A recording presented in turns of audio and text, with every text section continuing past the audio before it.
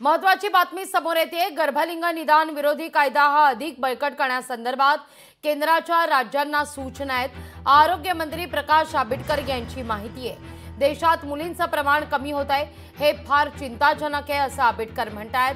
गर्भलिंग निदानासंदर्भात जे खबर देतील त्यांना 1 लाखांचं पारितोषिक दिलं जाणार आहे असं आंबेडकरांचं म्हणणं आहे। देश पातळीवरती सुद्धा याच्याबद्दल अधिक कडक कारवाई करण्याबद्दल आणि प्रभावीपणाने अंमलबजावणी करण्याबद्दल सूचना आरोग्य विभागाला प्राप्त झालेल्या आहेत। परवाच एक आरोग्य विभागाच्या वतीनं मुंबईमध्ये बैठक घेतली आणि त्या बैठकीमध्ये 2 निर्णय घेण्यात आले की ज्या NGOज असतील, जे सोशल ॲक्टिव्हिस्ट असतील त्यांना सुद्धा या प्रक्रियेमध्ये अधिक चांगल्या पद्धतीने सामावून घेणं, जिल्हा स्तरावरच्या सगळ्या कारवाया, एका बाजूला पोलीस प्रशासन, दुसऱ्या बाजूला आरोग्य विभागाची यंत्रणा आणि महसूल विभागाचे सगळे अधिकारी या सगळ्यांनी अत्यंत चांगल्या पद्धतीने काम करणं। दुसरं, याच्यामध्ये जे खबरी असतील त्यांच्यासाठी आपण 1-1 लाख रुपये बक्षीस होतो।